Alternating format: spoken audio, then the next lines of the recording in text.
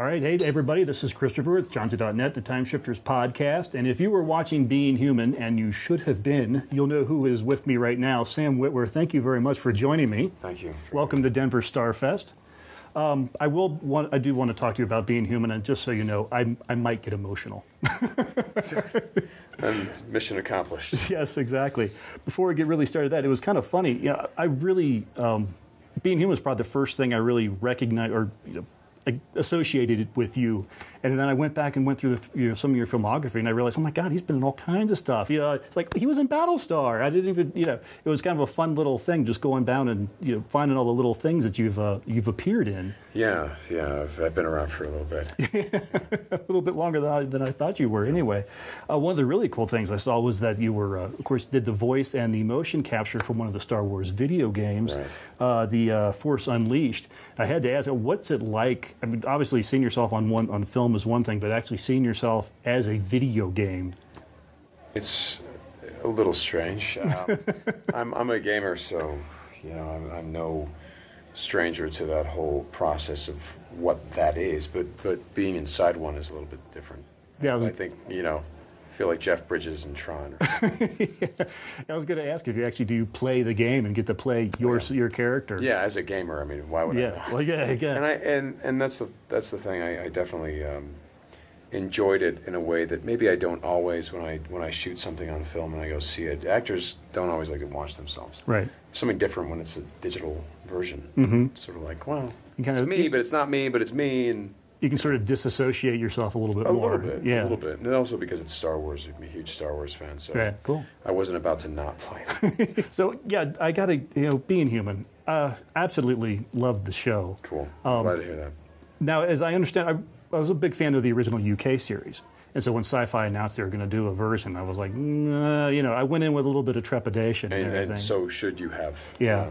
But I was amazed that, honestly, by mid-first season, I actually found myself liking the U.S. version more than I liked the UK version. It's nice to hear. And I've said that publicly before. So Blasphemy. Yeah. Blasphemy, that's the problem. And it was really interesting to hear. I remember reading some interviews and seeing some other interviews when you first started the show that you kind of, you guys sort of avoided watching any of the UK We version. had to, yeah. When we were shooting the first season, we stayed away from watching their show, and because we had to establish our own characters. Right. This was never intended to be the same guys. Mm-hmm. I'm not Mitchell, and he's not George, and she's not Annie. And then once we were done with the first season, then we went for it. Oh, I bought everyone the box sets. And we watched it all, and we had a really good time with it. I think I'm happy to say, by the way, that Toby Whithouse, the creator and writer of the British series, has let me know that he felt that we did it right. Oh, excellent. That's fantastic. In the final analysis. Yeah, you can't ask for better praise than that. That's really very great. happy about it because we all ended up being huge fans of the British series. Giant fans. We loved what they did. And it's so, as a side note, it's really weird to watch because our first season and their first season follows the same story. We do it in more episodes, but it's the same story. And so you see how they did it, and you're sitting back and you go, oh, yeah, we did that better. Oh, they did that better. Yeah. And you go back and forth, and eventually any competitive spirit just gets knocked right out of you because you end up enjoying it too much. You're just like, I think I'm going to plug these guys a lot, which I do at any given opportunity. I just love what they do. I found it kind of interesting because I was following, because like you said, it was the first series and a lot of the same storylines were following along. But then there were certain times when the U.S. version would, veer when they zagged or whatever. And I equated it. Yeah, I equated it to sort of like reading a choose-your-own-adventure book and then going back and rereading it and then choosing different paths. Yes, indeed. And part of that really does grow out of the fact that the characters are different. For example, the Bernie storyline in Season 1, the kid. Right. They do that. Yeah. The kid's even named Bernie, so I can call it the Bernie storyline in either series. But Aiden deals with it very differently than Mitchell does, and it makes more sense for Aiden. It wouldn't have made sense for Mitchell to do that. Right. For Aiden, it does, and for us to do that, or for example, at the end of the season, when George kind of handles the Herrick character, who's a bishop. I think the writers had a lot of fun with the fact that I think we really want to see Bishop and Aiden. go at it. Right. And the other part of that is that Aiden, perhaps more than Mitchell, the whole theme with him concerning the other two cast members was to keep them safe, to keep their hands clean while he dirtied his hands. And so it made perfect sense that he would outsmart Josh and take care of that mess himself. Right. You know?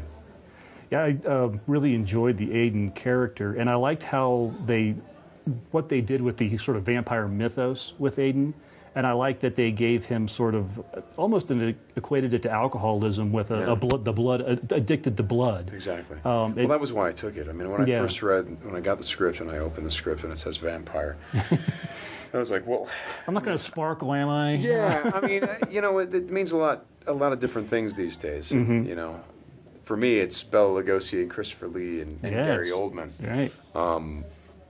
For everyone else these days, it's a little bit different. And but moreover, it's like there's so many of these guys. Why do we need another one? And then I didn't read it, and I turned down the audition. And a friend of mine named Laura Terry, she was like, "Did you read the script?" I'm like, "Yeah." She goes, "No, you didn't. So you wouldn't be turning it down if you read it." And I'm like, and she's like, "Don't be a dick, just read it." So I did, and at that point, I felt very foolish, very, very foolish. I was like, I can't believe I almost made this mistake because of that addiction metaphor. I'm like, no, this is basically an alcoholic or a heroin addict. Right. And I can play that. All right, I can do that. That's a really interesting way to take this.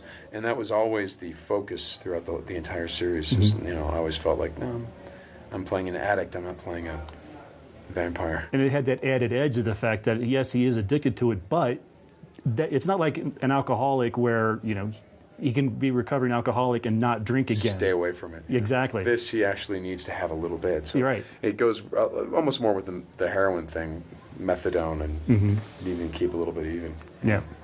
Well, I truly loved it. The final season, when I heard it was going to be, you know, and it was going to end, it was like that was my show, and I was really sorry to see you guys. The finale was phenomenal.